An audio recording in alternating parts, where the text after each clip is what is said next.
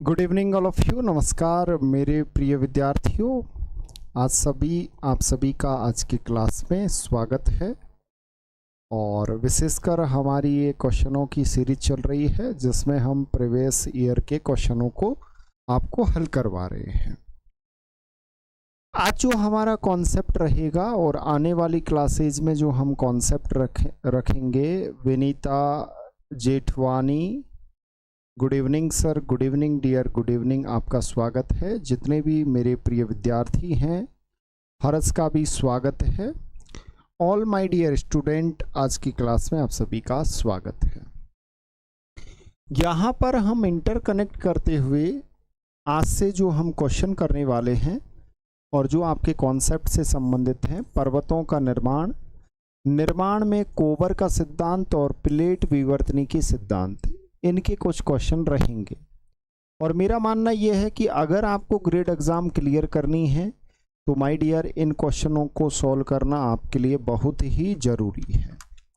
तो जितने भी मेरे प्रिय विद्यार्थी जुड़े हुए हैं, एक बार सेशन को शेयर कर दीजिए जिससे आपके मित्रगण, साथीगण, दोस्तगण हमारे साथ सेशन में लाइव रूबरू हो सके। चलिएगा, क्वेश्चन नंबर 1 देख लीजिए, आप पढ़ लीजिए और इसका आंसर दे दीजिए। निम्न में से कौन से विद्वान गण ने भूसन्नति संकल्पना से संबंधित हैं, बताइएगा। इनमें से कौन से विद्वान गण थे जिन्होंने कॉन्सेप्ट ऑफ लैंड भूसन्नति सिद्धांत दिया था, बताइएगा। भूसन्नति संकल्पना कौन से विद्वान ने दी थी? फटाफट से आप इसका आंसर दीजिए, तब तक मैं क्लास को शेयर कर देता हूं आपके मित्रगण, साथीगण, दोस्तगणों तक, जिससे वो भी क्लास में आ सकें और क्लास का आनंद ले सके माय डियर। चलिएगा, फटाफट से इसको शेयर कीजिएगा।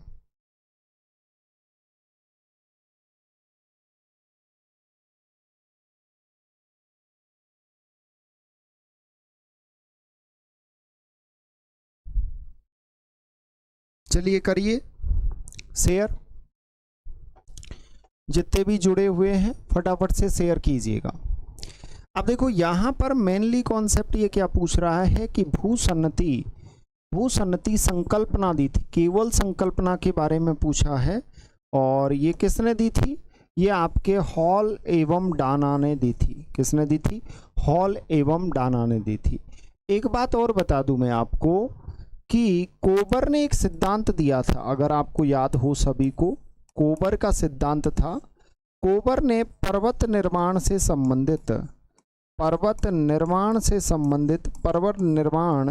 भूसन्नति सिद्धांत दिया था। याद है आप सभी को? पर्वत निर्माण भूसन्नति सिद्धांत दिया था। और इस सिद्धांत के जनक कौन थे? इस सिद्धांत के जनक कोबर थे। ऐसा भी क्वेश्चन आपसे पूछा जा सकता है। डेविस और पेंग का सिद्धांत किससे संबंधित है? तो डेविस और पेंग का सिद्धांत अपर्दन से संबंधित है। अपर्दन सिद्धांत किसने दिया था? अपर्दन चक्र कहते हैं, थ्योरी ऑफ इरोजन साइकिल। तो थ्योरी ऑफ इरोजन साइकिल किसने दिया था? डेविस और पेंग ने दिया था। ये थोड़ा आपको याद रखना है। चलिएगा, अगला क्वेश्चन देखिएगा। रिफ्ट घाटी परिणाम है, बताइएगा कि rift valley is the result of, किसका परिणाम है? समवलन का, भ्रंशन का, नापे का या वलन का, बताइएगा। रिफ्ट वैली, जो आपकी रिफ्ट वैली बनती हैं, ये किसके कारण बनती हैं? इसका करेक्ट आंसर क्या होगा, बताइएगा। विनीता आंसर दीजिए डियर। अब देखिएगा, बेसिकली क्या होता है कि जब भी भ्रंशन होता है, जब भी क्या होता है? भ्रंशन। तो भ्रंशन के समय क्या होता है? जैसे ये आपकी कोई चट्टान है, सपोज कीजिएगा ये आपकी कोई चट्टान है। अब इस चट्टान में अपोजिट डायरेक्शन में बल काम कर रहा है, जिसे तनाव बल कहते हैं। अब इस तनाव बल के कारण इस चट्टान के बीच में इस तरीके से क्या पड़ गया? एक भ्रंश बन गया। भ्रंश का निर्माण हो गया। क्या हो गया? भ्रंश का निर्माण हो गया, फ्रैक्चर का निर्माण हो गया। अब उसके बाद या तो ये हिस्सा नीचे धंस जाएगा या इसके बीच का हिस्सा नीचे धंस जाएगा और उससे आपकी एक रिप्ट घाटी का निर्माण होगा। रिप्ट घाटी का निर्माण होगा जिसे रिप्ट वैली कहते हैं। तो भ्रंशन, वो रिप्ट वैली किसका परिणाम है? भ्रंशन का परिणाम है। इसमें भी कुछ दशाएं होती हैं। जैसे फर्स्ट स्टेज में जब भी किसी चट्टान में खिंचाव आता है तो फर्स्ट में पहले आपके क्रैक्स बनते हैं, फिर आपके फ्रैक्चर का निर्माण होता है, फ्रैक्चर होते हैं और फिर आपके फॉल्ट का निर्माण होता है। तो इसकी भी 3 स्टेज होती हैं। याद रखना, इसके बारे में थोड़ा एग्जाम में पूछा जा सकता है, ऐसे क्वेश्चन पूछे भी जाते हैं। चलिएगा, दक्षिणी अमेरिका के मोड़दार पर्वत उदाहरण दीजिए, बताइएगा। दक्षिणी अमेरिका में कौन सा पर्वत है? आपके सामने स्क्रीन पे क्वेश्चन है, इस क्वेश्चन का आप आंसर दे दीजिए। जितने भी मेरे प्रिय विद्यार्थी जुड़े हुए हैं सभी इसका आंसर बताइए, इसका करेक्ट आंसर क्या होगा। दक्षिणी अमेरिका में पूछा गया है कौन सा पर्वत है?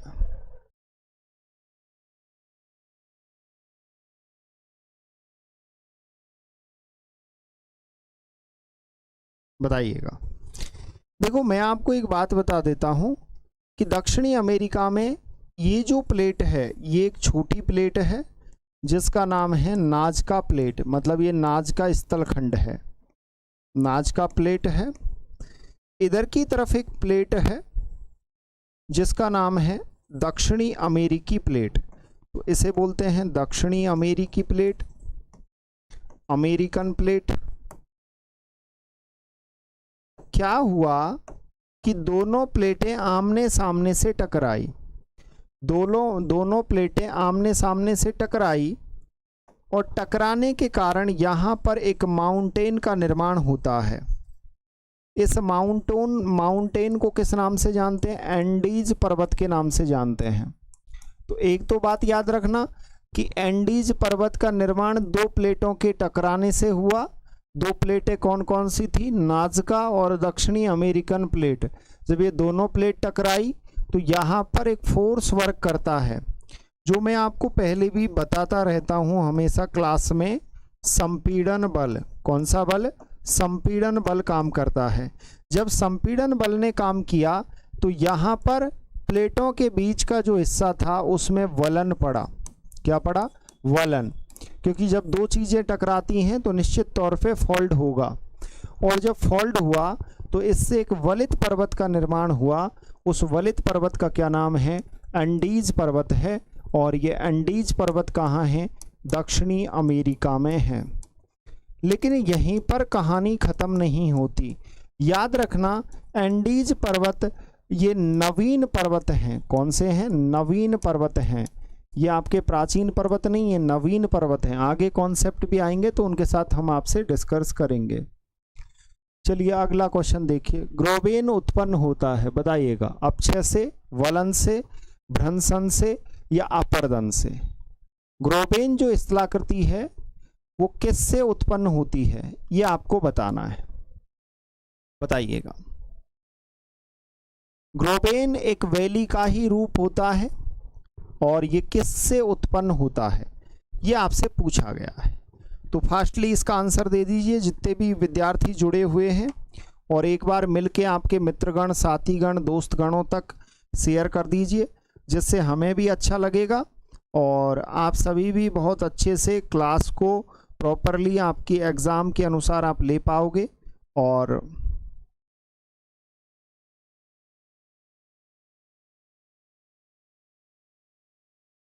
चलिएगा, बताइएगा किसका परिणाम है। मैं आपसे अभी कह रहा था कि जो रिफ्ट वैली होती है उस रिफ्ट वैली को ही ग्रोवेन कहते हैं। क्या कहते हैं? ग्रोवेन कहते हैं। तो अभी हम डिस्कस कर रहे थे तो रिफ्ट वैली किसके कारण उत्पन्न हुई? सर, भ्रंशन के कारण उत्पन्न हुई। भ्रंशन के कारण रिफ्ट वैली बनी। तो भ्रंशन का अर्थ अभी ये मैंने आपको बताया था कि जैसे मान लो, सपोज करो कि ये आपका पूरा स्थलखंड है। इस स्थलखंड में अपोजिट डायरेक्शन में फोर्स काम कर रहा है, तो पहली बात तो याद रखना है कि जब भी भ्रंश का निर्माण होगा तो तनाव बल के कारण होगा।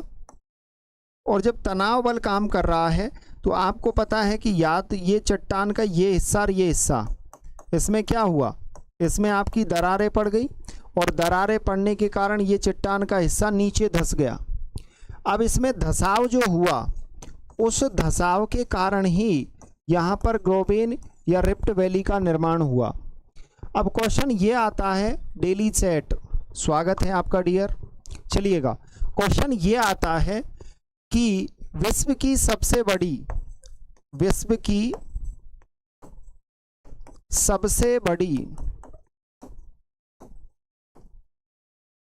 रिफ्ट वैली कौन सी है? तो याद रखना, ग्रोबेन पूछ ले या रिफ्ट वैली पूछ ले तो उसका नाम क्या है? उसका नाम है जॉर्डन नदी घाटी। ये विश्व की सबसे बड़ी वो है और ये कहाँ पर है? ये लाल सागर में है, रेड सी में है। तो इसका करेक्ट आंसर क्या होगा? भ्रंशन से फ्रैक्चर। और इसकी स्टेज मैंने आपको 3 बताई हैं। Thank you sir. Okay dear, okay, स्वागत है आपका। चलिएगा, इसकी स्टेज मैंने आपको 3 बताई हैं। जब भी किसी भी चट्टान में भ्रंशन का निर्माण होगा यानी भ्रंश बनेगा, तो भ्रंशन की जो फर्स्ट स्टेज होती है उसमें पहले चट्टान में क्रैक्स का निर्माण होता है। क्रैक्स के बाद सेकेंड स्टेज होती है, उसमें चट्टान में फ्रैक्चर का निर्माण होता है। और फ्रैक्चर के बाद जो थर्ड स्टेज होती है उसमें भ्रंश का निर्माण होता है। किसका होता है? भ्रंश का। ये थोड़ा आपको याद रखना है। चलिएगा, अगला क्वेश्चन। सैन एंड्रियान्स भ्रंश किसका उदाहरण है? ट्रांसफॉर्म भ्रंश है, अभिसारी भ्रंश है, प्रसरित भ्रंश है या सबडक्शन भ्रंश है? बताइएगा। अब देखो, यहां पर आपका कॉन्सेप्ट प्लेट टेक्टोनिक से इंटरकनेक्ट होता है। कैसे? कि यदि कोई, मान लो सपोज करिएगा कि ये चट्टान है और इस चट्टान, जैसे हम आपको ऐसे बताते हैं छोटे छोटे उसमें, जैसे आप फर्स्ट स्टेज में पढ़ते हो अभिसारी सीमा। अभिसारी सीमा बेसिकली क्या होती है कि 2 प्लेटों के टकराने से सीमा का निर्माण होता है। जैसे सपोज करिएगा कि ये एक प्लेट का टुकड़ा है, ठीक है, और इधर को ये एक प्लेट का टुकड़ा है, ठीक, ये आपका एक प्लेट का टुकड़ा है। अब ये दोनों प्लेट के जब टुकड़े आमने सामने से टकराते हैं तो यहाँ पर अभिसारी यानी कन्वर्जेंट बाउंड्री का निर्माण होता है। यहाँ पर एक बल काम करता है जिसे संपीड़न बल कहते हैं, कंप्रेशनल फोर्स वर्क करता है। और रीजन क्या होता है कि इसके बीच में जो सेडिमेंट होते हैं उनमें वलन पड़ता है। क्या होता है? वलन, यानी फॉल्ट का निर्माण होता है। क्लियर हो गया इतना कॉन्सेप्ट? सेकंड जो सीमा का निर्माण होता है उसे अपसारी सीमा कहते हैं, यानी डाइवर्जेंट बाउंड्री। डाइवर्जेंट बाउंड्री में क्या होता है कि आपकी 2 चट्टान के टुकड़े होते हैं। जैसे एक तो ये चट्टान का टुकड़ा हो गया x, एक ये चट्टान का टुकड़ा हो गया y। अब यहाँ पर क्या होता है? अपोजिट डायरेक्शन में मूवमेंट करते हैं, तो यहाँ पर एक बल काम करता है जिसे तनाव बल कहते हैं। और स्थलाकृति पर परिवर्तन क्या होगा? जो आपकी बेसिकली स्थलाकृति है, इसमें क्या होगा? इसमें सबसे पहले क्रैक्स का निर्माण होगा, क्रैक्स के बाद आपके फ्रैक्चर का निर्माण होगा। जैसे भी किसी चीज़ में जब तनाव उत्पन्न होता है तो सबसे पहले क्रैक्स यानी दरारें पड़ती हैं, फिर वो दरारें ज़्यादा बड़ी हो जाती हैं तो उसे फ्रैक्चर कहते हैं, और फिर उसके बाद आपके फॉल्ट का निर्माण होगा, ठीक है। लेकिन एक स्थिति ऐसी भी आती है कि जिसमें एक प्लेट इधर की तरफ मूवमेंट कर रही है और एक प्लेट इधर की तरफ मूवमेंट कर रही है। अब यहाँ पर रीजन क्या होता है? इस प्लेट के दोनों किनारे हैं ना, इन किनारों पर एक बल काम करता है जिसे घर्षण बल कहते हैं, घर्षण बल कहते हैं। तो यहाँ पर रियली बात यह है कि यहाँ पर भ्रंश का निर्माण होता है, और भ्रंश भी आपके ज़्यादा वो नहीं बनता, मतलब कम वो उसमें बनता है भ्रंश का निर्माण। दोनों प्लेटें, ये इधर गति कर रही है, इधर गति कर रही है, यहाँ पर भ्रंशन का निर्माण होगा और यहाँ पर घर्षण बल काम करेगा। और इसी का ही उदाहरण सेन एंड्रियान्स भ्रंश है, जिसे ट्रांसफॉर्म बाउंड्री कहते हैं। क्या कहते हैं? इसे संरक्षी सीमा के नाम से जाना जाता है। अगर आपने पढ़ा हो कभी, संरक्षी सीमा कहते हैं। इसमें विनाश नहीं होता है। क्या नहीं होता? विनाश नहीं होता। तो यहाँ पर ट्रांसफॉर्म भ्रंश का निर्माण होता है। चलिए बताइए, ये क्वेश्चन बहुत ही प्यारा है। नीचे दो कथन दिए गए हैं। कथन ए क्या कह रहा है कि अभिसरण क्षेत्र वह प्रक्रिया है जिसमें एक प्लेट दूसरे प्लेट के नीचे खिसक जाती है। बताइएगा। दूसरा, अभिसरण क्षेत्र के किनारे समुद्र आधे स्थल का फैलाव अधिक प्रबल हो जाता है। उपरोक्त कथनों के आलोक में नीचे दिए गए विकल्पों में से सबसे उपयुक्त उत्तर का चयन कीजिएगा। क्वेश्चन बड़ा डिफिकल्ट है और इस क्वेश्चन का आंसर बताइए क्या होगा। बेसिकली ये क्वेश्चन प्लेट टेक्टोनिक का है और ये नेट एग्जाम का क्वेश्चन है। अब इसका करेक्ट आंसर क्या होगा बताइएगा।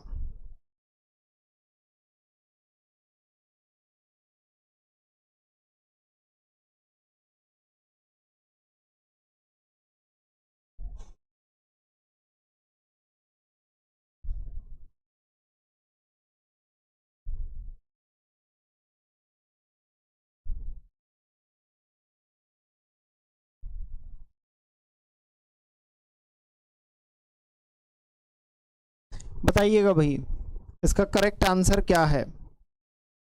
देखो, अभिसरण क्षेत्र वह प्रक्रिया है जिसमें एक प्लेट दूसरी प्लेट के नीचे खिसक जाती है।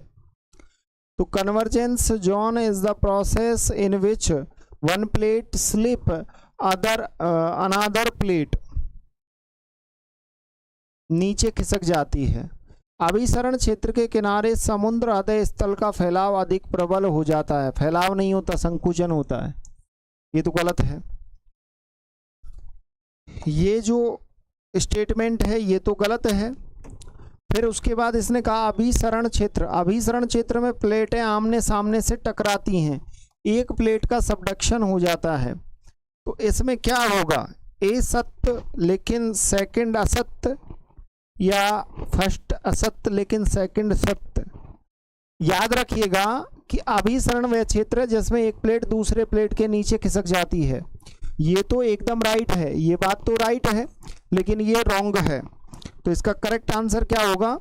इसका करेक्ट आंसर होगा फर्स्ट सही लेकिन सेकंड असत्य। इसका राइट होगा सी। अब बताइए, प्लेट विवर्तनी की सिद्धांत निम्नलिखित में से किसके किसके उद्भव और अवस्थिति की व्याख्या करने में सहायता नहीं करता? बताइएगा। पर्वत तंत्र, प्रमुख समुद्र आधे स्थल और भूकंप, भूकंप या प्रमुख समुद्र आधे स्थल, समुद्र धारा या जलवायु क्षेत्र, भूकंप और पर्वत तंत्र या भूकंप। बताइएगा, इसमें से कौन सा वो है जिसके बारे में प्लेट विवर्तनी के सिद्धांत में इसके बारे में व्याख्या नहीं की गई है? बताइएगा डियर।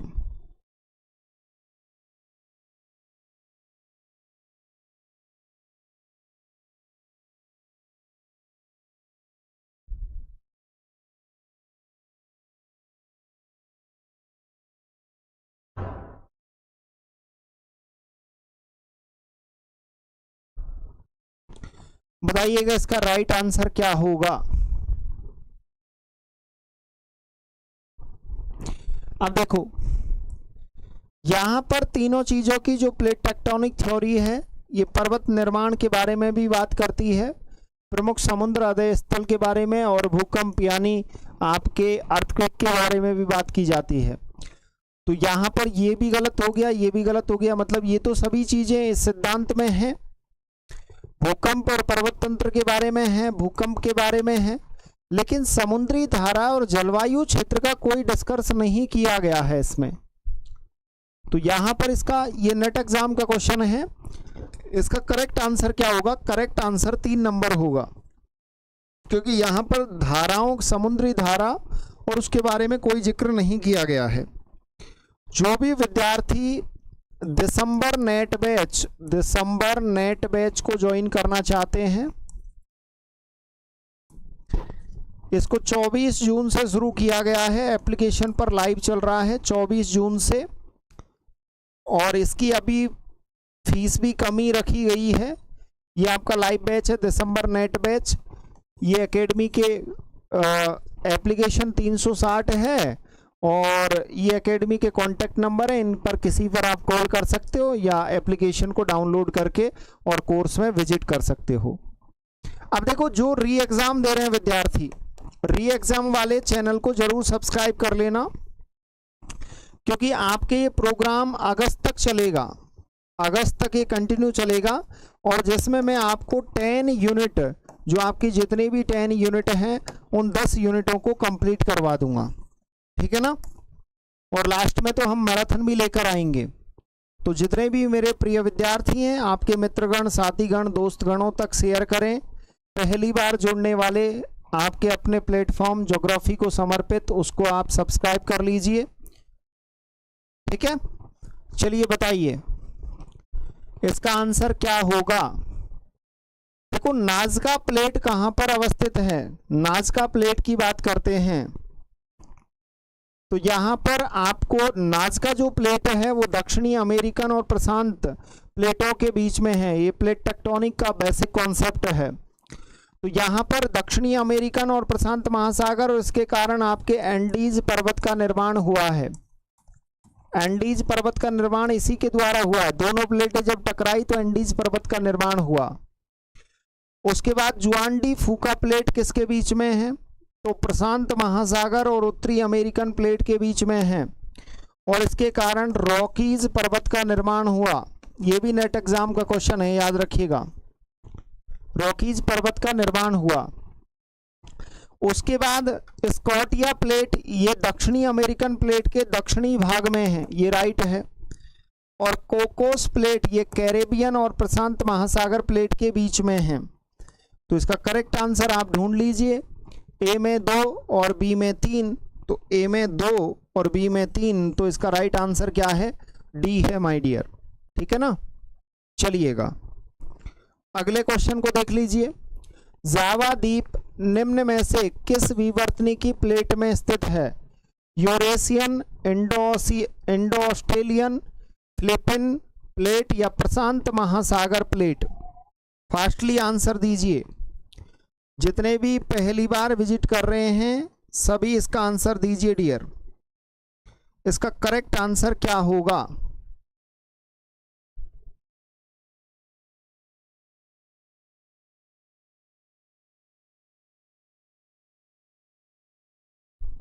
बताइएगा।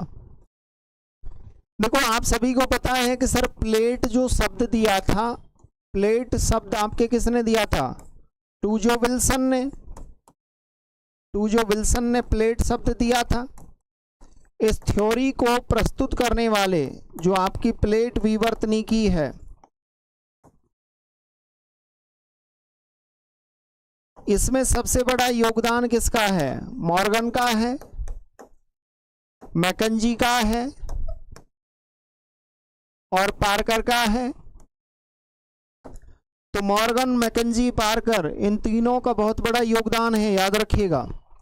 तो यहां पर जो जावा द्वीप आपका स्थित है वो यूरेशियन प्लेट में है। कौन सी में, यूरेशियन प्लेट।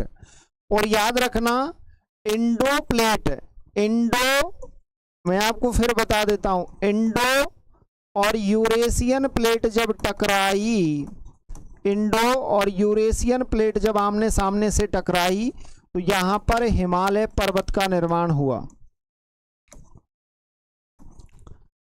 मतलब 33 के सेडिमेंट थे, तो 33 के सेडिमेंटों में वलन पड़ा और वलन से हिमालय पर्वत का निर्माण हुआ।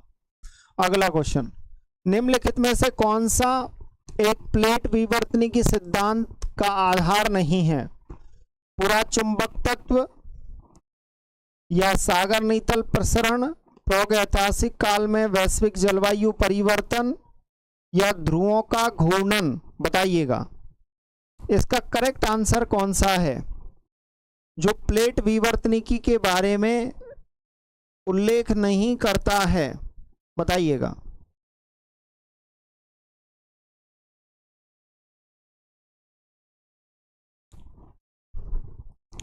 देखो प्लेट विवर्तनी की जो थ्योरी है वो मूल रूप से आपको पता है कि सर प्लेट विवर्तनी की जो कॉन्सेप्ट है वो वैगनर के महाद्वीपीय विस्थापन सिद्धांत से संबंधित है। और वैगनर अपने महाद्वीपीय विस्थापन सिद्धांत में प्रागैतिहासिक काल के वैश्विक जलवायु परिवर्तन के बारे में उल्लेख करते हैं। और बाद में इस प्लेट विवर्तनी की जो थ्योरी थी, इस प्लेट विवर्तनी की कॉन्सेप्ट में मैकेंजी ने इसका उल्लेख किया था। किसने किया था?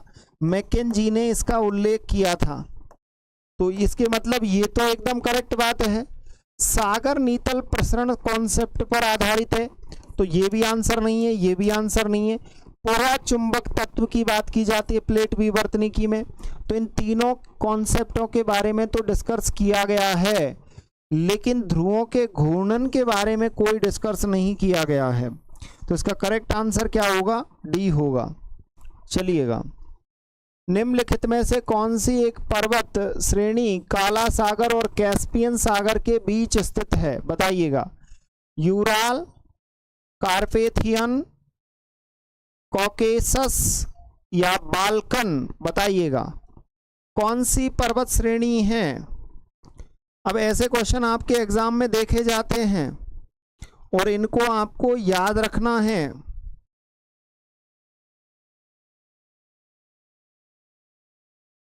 बताइएगा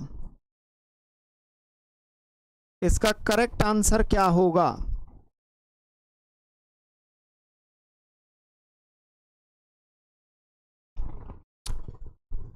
यूराल। बताइएगा। इसमें पूछा है कि काला सागर और कैस्पियन सागर के बीच में कौन सी पर्वत श्रेणी है। एक बात याद रखना कि काला सागर, ब्लैक सी और कैस्पियन सी के बीच में कॉकेसस पर्वत श्रेणी है और इसकी सबसे ऊंची चोटी माउंट एल्ब्रुस है। माउंट एल्ब्रुस है और ये नवीनतम पर्वत है, नवीन वलित पर्वत है, नवीन वलित पर्वत है। ठीक है। अब अगली बार ये पूछा जा सकता है कि कॉकेसस जो पर्वत है, माउंटेन है, ये किन दो सागरों के बीच में स्थित है। तो किन दो सागरों के बीच में है? ब्लैक सी और आपके कैस्पियन सी के बीच में है। एक प्लेट का दूसरी प्लेट के नीचे खिसकने की प्रक्रिया को कहा जाता है। बताइएगा। अभिवहन, अवनयन, अभिसरण या संवहन? बताइएगा इसका करेक्ट आंसर क्या होगा। तुम आंसर मत दिया करो, ये तो बहुत अच्छी बात है, आंसर नहीं दोगे तो।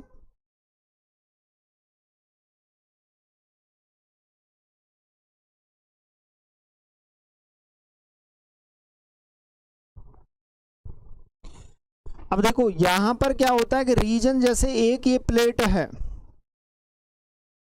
ये प्लेट इस तरीके से है और दूसरी जो प्लेट है वो प्लेट इस तरीके से है। ठीक है, एक मिनट रुकिएगा।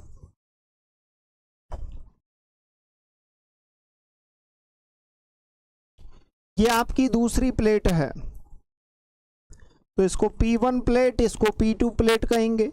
ये दोनों प्लेटें आमने सामने से गति कर रही हैं। जब कोई प्लेट आमने सामने से गति करेगी, जूही मिश्रा, राधे राधे सर जी, राधे राधे डियर, आपका स्वागत है।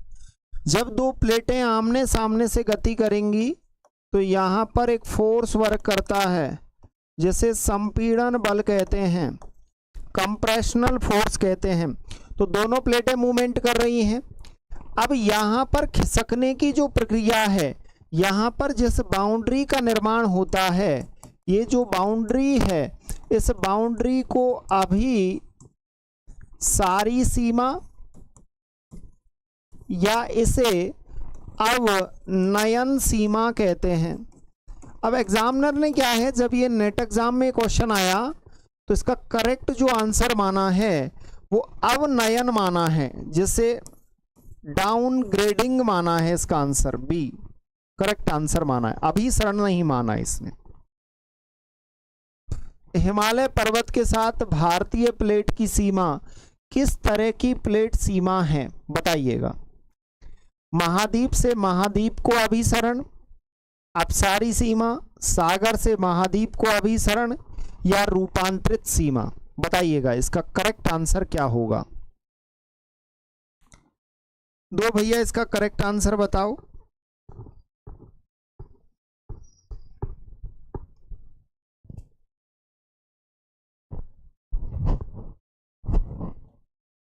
इसका राइट आंसर क्या होगा?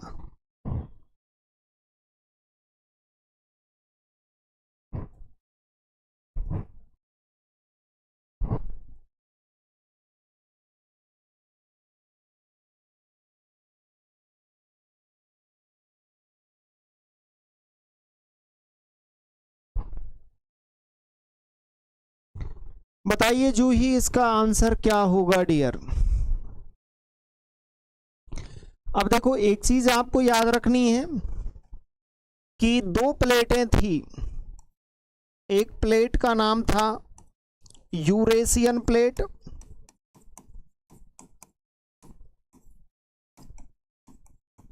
और एक प्लेट का नाम था भारतीय प्लेट।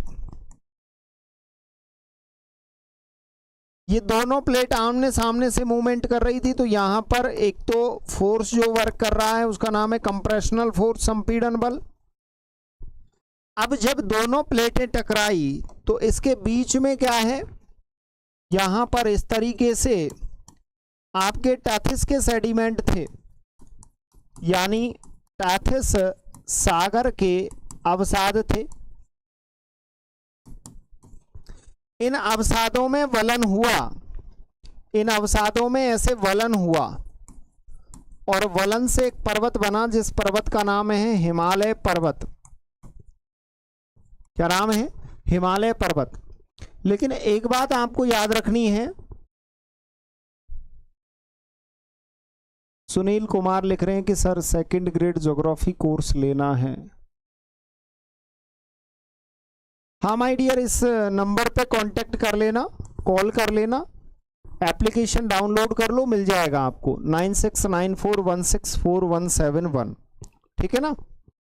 अब देखिएगा, हिमालय पर्वत यहां पर वलन हुआ और हिमालय पर्वत का निर्माण हुआ। एक बात ये चीज आपको पता लग गई। बेसिकली याद रखना कि P1 प्लेट और P2 प्लेट यानी यूरेशियन और भारतीय, ये दोनों आपके कॉन्टिनेंटल प्लेट थी, यानी ये दोनों आपके महाद्वीपीय प्लेट थी। और महाद्वीपीय प्लेट जब आमने सामने से टकराई तो यहां पर एक बाउंड्री का निर्माण होता है। उस बाउंड्री को क्या कहते हैं? अभिसारी सीमा, या इसे विध्वंसक सीमा माना जाता है, क्योंकि यहां पर प्लेट का विनाश होता है, विध्वंसक प्लेट सीमा माना जाता है। तो इसका करेक्ट आंसर क्या है? महाद्वीप से महाद्वीपों का अभिसरण। अब इसमें इतना ज्यादा, मतलब इसे सबडक्शन जो क्षेत्र था, इतना ज्यादा क्षेपण नहीं हुआ। अगर किसी प्लेट का ज्यादा क्षेपण हो जाता है तो वहां पर वोल्केनो इरप्शन होता है, ज्वालामुखी उद्गार होता है। हिमालय क्षेत्र में आप कहीं पर भी ज्वालामुखी उद्गार नहीं देखोगे। तो इसका रीजन क्या था कि कॉन्टिनेंटल प्लेट की जो डेंसिटी होती है वो समान होती है। मतलब इस प्लेट के घनत्व में और इस प्लेट के घनत्व में, इन दोनों के घनत्व में इतना ज़्यादा अंतर नहीं था। अगर घनत्व में अंतर होता तो एक प्लेट दूसरी प्लेट के नीचे ज़्यादा क्षेपित हो जाती। भारतीय प्लेट और यूरेशियन प्लेट के मध्य हिमालय पर्वत में से निम्न में से कौन सी प्लेट सीमा स्थित है बताइएगा। इसे महासागर महाद्वीपीय अभिसरण सीमा कहेंगे, या इसे अपसरण सीमा कहेंगे, या रूपांतरित सीमा कहेंगे, या महाद्वीपीय अभिसरण सीमा कहेंगे। बताइएगा इसका करेक्ट आंसर क्या होगा। जूही आंसर दो डियर, इसका करेक्ट आंसर क्या होगा। अब देखो यहां पर तीन चीजें होती हैं। जैसे इसने कहा कि महाद्वीपीय अभिसरण क्या है, अभिसरण बेसिकली कॉन्सेप्ट क्या है कि जब दो प्लेटें टकराती हैं, जैसे ये P1 प्लेट है और ये आपकी P2 प्लेट है, जब ये दोनों प्लेटें आमने सामने से गति कर रही हैं तो आमने सामने से जब इनमें मूवमेंट होगा तो प्लेटें टकराएंगी और टकराने से, Shilpa Gupta good evening sir, good evening dear, आपका स्वागत है। चलिएगा, दो प्लेटें जब आमने सामने से टकराएंगी तो यहां पर एक फोर्स वर्क करता है जिसे संपीड़न बल कहते हैं। दूसरा यहां पर एक कॉन्सेप्ट लिखा हुआ है अपसरण। अपसरण क्या होता है, इनका अर्थ समझो पहले, कॉन्सेप्ट को, एक एक कॉन्सेप्ट को बेहतर करो तभी जाके एग्जाम क्रैक कर पाओगे। जैसे सपोज करना कि ये P1 प्लेट है और ये P2 प्लेट है, ये दोनों प्लेट विपरीत दिशा में मूवमेंट कर रही हैं। जब किसी चीज में खिंचाव होता है, जब कोई वस्तु खिंचाव की अवस्था में जाती है तो वो उसमें क्या होता है, उसमें दरारें पड़ती हैं। तो यहाँ पर तनाव बल काम करता है, टेंशन फोर्स काम करता है, और यहाँ पर आपको पता है क्रैक्स का निर्माण होगा, यहाँ पर आपके फ्रैक्चर का निर्माण होगा चट्टान में, यहाँ पर आपके फॉल्ट का निर्माण होगा। लेकिन इधर की तरफ केवल आपके वलन का निर्माण होगा, यानी फॉल्ट होगी। तो यहाँ पर दोनों कॉन्सेप्ट हो गए, तो दोनों तो ये है नहीं। रूपांतरित सीमा क्या होती है, बेसिकली रूपांतरित क्या है सर, ट्रांसफॉर्म क्या है। ट्रांसफॉर्म के बारे में यदि आपसे पूछा जाए,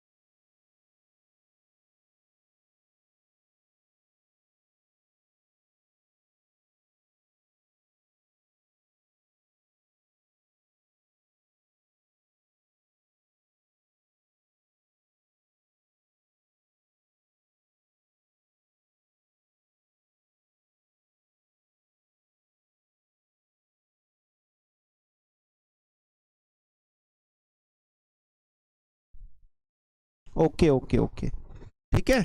अब मेरी वॉइस आ रही है ना क्लियर, देखिएगा। तो यहां पर क्रैक्स का निर्माण होगा, यहां पर फ्रैक्चर का निर्माण होगा, और यहां पर फॉल्ट का निर्माण होगा, क्योंकि विपरीत दिशा में यहां पर हम खींच रहे हैं किसी वस्तु को। यहां पर आमने सामने से टकरा रही है, यानी P3 P4 आमने सामने से टकरा रही है, तो यहां पर आपके कंप्रेशनल फोर्स काम कर रहा है, संपीड़न बल। जब आमने सामने से टकराई तो यहां पर वलन पड़ा, क्या पड़ा, वलन, यानी फोल्ड हुआ। लेकिन अब यहां पे समझने वाली बात यह है सर कि इसके बीच में क्या हुआ, ये जो हिस्सा है इसके बीच में क्या हुआ सर, ऐसा पृथ्वी पे होता है। तो इसके बीच में क्या हुआ, इसके बीच में आपके रूपांतरित सीमा का निर्माण हुआ, रूपांतरित सीमा, जिसे ट्रांसफॉर्म बाउंड्री कहते हैं। यानी यहां पर घर्षण बल काम करेगा, घर्षण बल काम करेगा, और यहां पर भ्रंश का निर्माण होगा। तो ये सीमा ये है, तो ये तो इसका आंसर है नहीं। अब इसने पूछा है कि जब दो प्लेटें टकराई हिमालय के निर्माण में, तो हिमालय का जब निर्माण हो रहा था तो उस समय ये भारतीय प्लेट कौन सी थी, भारतीय प्लेट आपके महाद्वीपीय प्लेट थी। कौन सी थी, महाद्वीपीय, कॉन्टिनेंटल। यूरेशियन प्लेट भी आपके महाद्वीपीय प्लेट थी। तो दोनों महाद्वीपीय थी, आमने सामने से टकरा रही थी, तभी तो हिमालय वलित पर्वत बना। तो इसका राइट आंसर क्या है, डी इसका राइट आंसर है। चलिएगा, अतिवलन की क्रिया से होता है नापे का बनना, भूखंड का टूटना, या जियोसिंक्लाइन या उत्क्रम अंश, बताइएगा। अब मैं सभी का इनका अर्थ बताने वाला हूं आपको, और अभी पूरा आपका कॉन्सेप्ट क्लियर हो जाएगा। इसने पहला एक शब्द दिया है भूखंड का टूटना। भूखंड कब टूटेगा? स्थलखंड। स्थलखंड याद रखना कि जैसे कोई सपोज करना कि ये आपका स्थलखंड है। पहले हम बात कर लेते हैं नापे का। नापे में क्या है? जैसे कोई चट्टान है, उस चट्टान में क्या हुआ, उस चट्टान में, ये चट्टान थी, इस चट्टान में क्या हुआ, इधर से एक बल काम कर रहा था, इधर से भी, यानी आमने सामने से बल काम कर रहा था। इधर ये कंप्रेशनल फोर्स था, इधर भी कंप्रेशनल फोर्स था, यानी दोनों तरफ से दबाया जा रहा था। इतना अधिक कंप्रेशनल फोर्स लगा कि इस चट्टान का जो बीच का हिस्सा था ये इतना ज्यादा वलित हो गया, वलित होकर ये इस पर चढ़ गया। तो इस चढ़ने की जो इस प्रकार की आकृति का निर्माण होता है पृथ्वी पर कहीं पर भी हो तो उसे नापे कहते हैं। इसे अतिवलन कहा जाता है। अतिवलन, जब भी अतिवलन होगा यानी इंटेंस कंप्रेशनल फोर्स जब वर्क करेगा, अत्यधिक संपीड़न बल जब वर्क करेगा, तो उससे आपके नापे का निर्माण होगा। तो इसका करेक्ट आंसर तो ये हो गया। लेकिन सर ये बेसिकली ये भी तो शब्द दे रखे हैं। बेसिकली भूखंड का टूटना, भूखंड कैसे टूटता है? जैसे सपोज करना कि ये कोई चट्टान है, इस चट्टान में इधर की तरफ से ये इसको खींच रहा है, इधर की तरफ से खिंचाव हो रहा है, यहां पर तनाव बल काम करता है और तनाव बल के कारण चट्टान का जो बीच का हिस्सा है ये टूट जाता है। तो बेसिकली क्या है? भूखंड का टूटना टेंशन फोर्स का परिणाम है। कहीं पर भी जैसे ब्रेक हो रहा है तो वहां पर समझ लीजिए कि आपका टेंशन फोर्स वर्क कर रहा है। जियोसिंक्लाइन क्या है? इसे भूसन्नति कहते हैं। भूसन्नति जो पर्वत निर्माण से संबंधित है, यानी माउंटेन फॉर्मेशन से संबंधित जियोसिंक्लाइन का जो कॉन्सेप्ट दिया था वो आपके कोबर ने दिया था। उत्क्रम अंश क्या है? रिवर्स फ्रैक्शन क्या है? रिवर्स का अर्थ है कि जैसे सपोज करो ये चट्टान है और इस चट्टान के ऊपर इस चट्टान का चढ़ जाना, इस चट्टान के ऊपर इस चट्टान का चढ़ जाना, तो चढ़ने को रिवर्स बोलते हैं, उत्क्रम बोलते हैं इसे। तो ये जैसे चढ़ेगी तो ये कब चढ़ेगी? जब इधर से भी आपके इधर की तरफ से संपीड़न बल वर्क कर रहा हो, इधर की तरफ से भी वर्क कर रहा हो, लेकिन इधर इंटेंस हो, इधर तीव्र गति का हो, तो चट्टान का ये हिस्सा इस पर चढ़ जाता है। तो इसे क्या बोलते हैं? उत्क्रम अंश बोलते हैं। ये बाद में पूछा जाएगा आपसे। बताइए, निम्नलिखित पदों में से किस एक का संबंध प्लेट विवर्तनी के सिद्धांत से नहीं है? Which one of the following terms is not related to the plate tectonic theory? बताइएगा इसका करेक्ट आंसर क्या होगा। Sipra Gupta, very good dear. Juhi Mishra, very good, आपका भी स्वागत है सभी का माय डियर। एक बार क्लास को शेयर कर दो, सिप्रा और जूही दोनों मिलके, ठीक है। इसका करेक्ट आंसर क्या होगा? चुंबकीय विसंगति, सागर नीतल प्रसरण, उत्प्लावन बल या प्रत्यावर्तन? बताइएगा। उत्प्लावन बल या प्रत्यावर्तन, बेसिक कॉन्सेप्ट क्या होगा इसका? प्लेट विवर्तनी की कॉन्सेप्ट में कौन से कॉन्सेप्ट का डिस्कस नहीं किया गया है? बताइएगा। देखो, चुंबकीय विसंगति का डिस्कस किया गया है, मैग्नेटिक फील्ड की बात की जाती है, तो इसलिए ये तो इसका संबंधित है प्लेट विवर्तनी की थ्योरी। सागर नीतल भी इससे ही संबंधित है। आप बेसिकली कॉन्सेप्ट देखो, मैं आपको एक बात बता दूं, यूजीसी नेट का बैच चल रहा है। यूजीसी नेट दिसंबर 2024, और जिनका सपना जीआरएफ क्रैक करना है तो जीआरएफ क्रैक करने के लिए 24 जून से आपका लाइव बैच चल रहा है। तो जो भी जुड़ना चाहे, जो भी लाइव बैच को ज्वाइन करना चाहे, वो कर सकते हैं। ये एप्लीकेशन है, ये कॉन्टैक्ट नंबर है 9694164171, इस पर आप कॉल कर सकते हो। ठीक है, उस पर पूरा डिस्कस करेंगे। उत्प्लावकता जो बल के बारे में, इसके बारे में डिस्कस किया था। महाद्वीपीय सिद्धांत, आपको महाद्वीपीय प्रवाह सिद्धांत के बारे में अगर आपको याद है, कॉन्टिनेंटल ड्रिफ्ट थ्योरी, जिसमें वेगनर ने इसके बारे में डिस्कस किया था, तो ये इससे संबंधित नहीं है, तो ये इसका करेक्ट आंसर होगा। प्रत्यावर्तनता की बात इसमें की गई है, ये आपके प्लेट टेक्टोनिक थ्योरी में। ठीक है ना, जो भाग जितना बड़ा होगा उसका घनत्व उतना ही कम होगा, और जो भाग जितना कम होगा उसका घनत्व उतना ही अधिक होगा। ये किसने कहा था? प्राट ने, डेटन ने, या जॉर्ज इयरी ने, या हैफोर्ड ने? बताइएगा, ये कथन किसने कहा था? ये पृथ्वी संतुलन से संबंधित है ये कॉन्सेप्ट बेसिकली। ये किसने बोला था ये कॉन्सेप्ट? बताइएगा।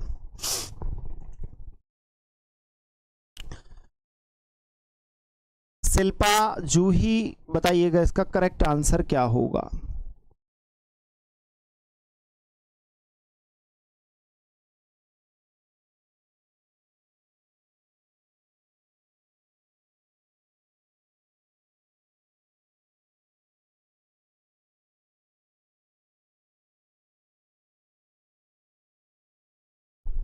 देखो, ये बताना चाह रहा है कि जैसे स्थल पर हम जाते हैं तो इस तरीके से माउंटेन होते हैं, फिर पठार होते हैं, फिर आपके मैदान होते हैं, प्लेन। तो यहाँ पर बेसिकली कॉन्सेप्ट क्या है? ये आपका माउंटेन है, ये आपका प्लेटू है, ये आपका प्लेन है।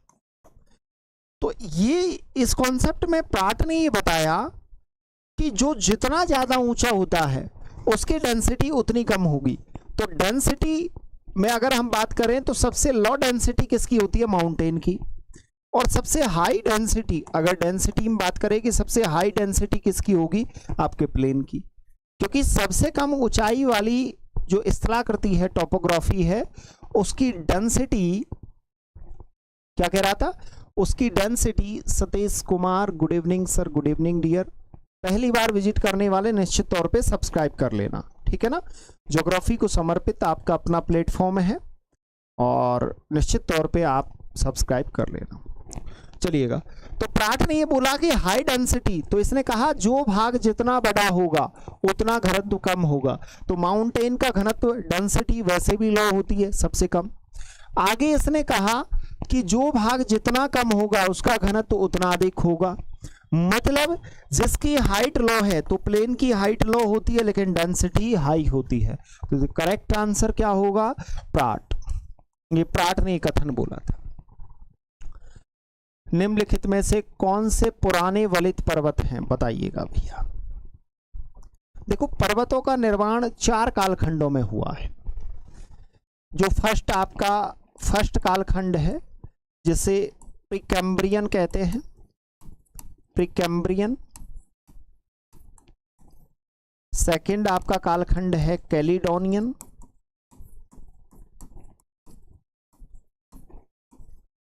थर्ड आपका कालखंड है हर्सेनियन। और 4 आपका अल्पाइन। बेसिकली क्या है कि सबसे प्राचीन जो पर्वत हैं,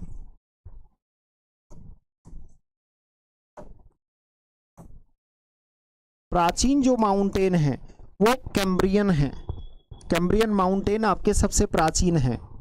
और अल्पाइन जो हैं वो सबसे नवीन है, मतलब नवीन पर्वत आपके अल्पाइन हैं।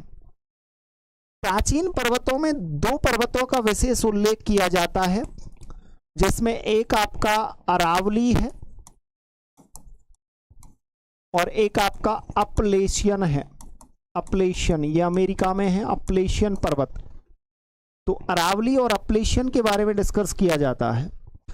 अगर नवीन पर्वतों की बात करें तो नवीन पर्वतों में एक लंबी सूची है, जैसे रॉकीज माउंटेन है, ये अल्पाइन क्रम का पर्वत है जो अमेरिका में है। एंडीज माउंटेन है, ये भी आपका साउथ अमेरिका में, दक्षिणी अमेरिका में है। एटलस है, ये आपका अफ्रीका में है। आल्पस है, ये आपका यूरोप में है। और हिमालय है, ये आपका एशिया में है। ठीक है, तो ये सभी आपके नवीन पर्वत हैं, न्यू फोल्डेड माउंटेन है। ठीक है ना, तो यहां तक आपको समझ आया होगा। तो इसका करेक्ट आंसर क्या है? सबसे पुराने, मतलब ओल्ड फोल्डेड माउंटेन की बात कर रहा है, तो ओल्ड फोल्डेड माउंटेन आपका अरावली है। करेक्ट, चलिएगा, अच्छी बात है। देखो फर्स्ट ग्रेड का आरपीएससी फर्स्ट ग्रेड का आपका बैच चल रहा है, आरपीएससी फर्स्ट ग्रेड। और पीजीटी में 2 स्ट्रीम का लाइव बैच चल रहा है, जिसमें बीपीएससी और यूपी पीजीटी। ठीक है ना, बीपीएससी और यूपी का ये 5 जून को शुरू किया है। ये जो बैच है ये 5 जून से आपका लाइव बैच है। ज्यादा फीस नहीं है, फीस मैंने वैसे भी कम ही रखी है आपके लिए, सभी के लिए, जितने भी विद्यार्थी मेरे पढ़ रहे हैं। आरपीएससी फर्स्ट ग्रेड की 2199 रुपये फीस है, और पीजीटी, बीपीएससी और यूपी की जो फीस है वो मात्र 1499 रुपये है। दोनों की मैंने आपको फीस बता दी है। ये एप्लीकेशन है पढ़ाई 360, ये एकेडमी के कॉन्टैक्ट नंबर है, इन पर आप कॉल कर लेना। ठीक है, जो भी जुड़ना चाहे, ज्वाइन करना चाहे, वो आप पे डिपेंड करता है, आप करना चाहते हो नहीं करना चाहते। मैं विशेषकर कहता नहीं हूँ, जिसको भैया पढ़ना है, जिसको नौकरी लगनी है, जिसका फाइनली लक्ष्य है। सर आपकी आवाज फट रही है, अच्छा फट रही है क्या? जिनका फाइनली लक्ष्य कि सर हमको सेलेक्ट होना है, तो वो तो भैया होके रहेंगे, वो तो मेहनत करेंगे। और जिनको सिलेक्शन से कोई लेना देना है ही नहीं, तो उनका तो कोई इलाज नहीं है। भाईरू राम सर जी, गुड इवनिंग डियर, आपका स्वागत है क्लास में। जितने भी मेरे प्रिय विद्यार्थी हैं सभी का स्वागत है। ठीक है ना, बताइएगा। ज्वालामुखी पर्वत, ये इसमें से आपका ज्वालामुखी माउंटेन नहीं है। कौन सा पर्वत है जो ज्वालामुखी माउंटेन नहीं है? माउंट किलिमंजारो एक आपका volcano mountain, mount Kilimanjaro. Mount Fujiyama ये भी आपका वोल्केनो। माउंट मेयान ये भी आपके वोल्केनो। माउंट सिएरा नेवादा ये आपका वोल्केनो माउंटेन नहीं है। कल मैं आपके लिए होमवर्क दे रहा हूं, क्योंकि निश्चित तौर पे मैं हमेशा अपने विद्यार्थियों के लिए होमवर्क देता हूं। कल आपको 3 कॉन्सेप्ट पढ़ के आने हैं। एक तो महाद्वीपीय प्रवाह सिद्धांत आपको पढ़ के आना है, महाद्वीपीय प्रवाह सिद्धांत। दूसरा जो आपको टॉपिक पढ़ के आना है वो है प्लेट विवर्तनिकी, क्योंकि अभी तो क्वेश्चन बहुत सारे हैं इसमें। और तीसरा जो आपको कॉन्सेप्ट पढ़ के आना है वो पर्वत निर्माण। तो मतलब 3 टॉपिक, ठीक है ना, तीनों टॉपिकों को अच्छे से स्टडी करके आना है, एकदम तैयार होके आना है। ठीक है, ओके। तो आज की क्लास में इतना ही। ये लास्ट क्वेश्चन है, इसके बारे में कल हम आपके साथ डिस्कस करेंगे डियर। आप सभी जुड़े, बहुत अच्छा लगा, बहुत ही मज़ा आया क्लास में। कल आप सभी को आना है इसी टाइम पर। और मैंने आपको दोनों बैचों के बारे में बता ही दिया है। यूजीसी नेट वाला जो बैच है, यूजीसी नेट, जो भी विद्यार्थी दिसंबर एग्जाम टारगेट कर रहे हैं, री एग्जाम का तो देखो मैं यहीं पर करवाऊंगा आपको। 2024 बैच ये आपका लाइव है, और इस बैच को हमने 24 जून से शुरू किया है मैंने। ठीक है ना, इस बैच में आपको मिलेगा क्या क्या? तो डेली आपको लाइव क्लास मिलेगी, 3000 प्लस पेज के आपको नोट्स मिलेंगे, नोट्स की पीडीएफ मिलेगी जिसकी आप प्रिंट निकलवा के आराम से आप स्टडी कर सकते हो। हाँ, किस टाइम पे क्लास होती है, शिल्पा पूछ रही हैं। शिल्पा टाइम क्लास का, डेली क्लास का जो टाइम है वो 5:15 है। शाम को 5:15 पे आपको आना है। और टेस्ट सीरीज है, इसमें आपको तीनों चीजें मिलेंगी टेस्ट सीरीज, ठीक है ना। ये 24 जून का, इसके लिए एप्लीकेशन डाउनलोड कर लेना, पढ़ाई 360, ये एकेडमी के कॉन्टैक्ट नंबर है, इस पर कॉल कर लेना। दूसरा जो आपका बैच है वो आरपीएससी फर्स्ट ग्रेड और पीजीटी, जो भी विद्यार्थी पीजीटी की तैयारी कर रहे हैं, जिसमें बीपीएससी और यूपी दोनों का बैच चल रहा है, ठीक है ना। ये बैच, ये भी आपका लाइव बैच है, और ये बैच हमने शुरू किया है 5 जून से,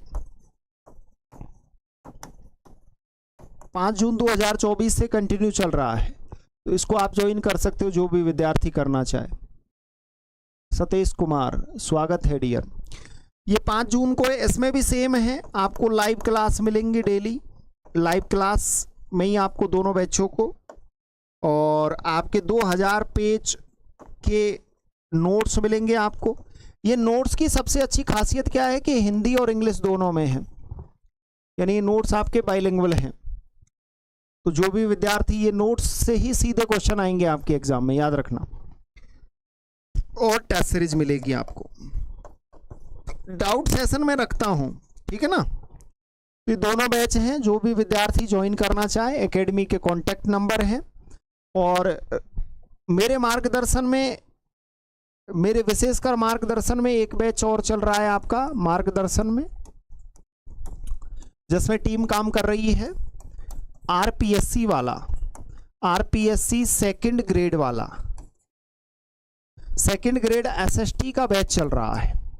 तो जो भी विद्यार्थी एसएसटी की तैयारी कर रहे हैं, तो उसमें पूरी टीम काम कर रही है, बहुत अच्छे से तुमको पढ़ाएंगे, अच्छे से तुमको कंप्लीट करवाएंगे, ठीक है ना। री एग्जाम के लिए शिल्पा गुप्ता पूछ रहे हैं सर, री एग्जाम के लिए क्या है। री एग्जाम जो भी आपका नेट का री एग्जाम है, री एग्जाम 2024, हमने इसको टारगेट किया अगस्त सितंबर का, जो आपका एग्जाम है सितंबर में।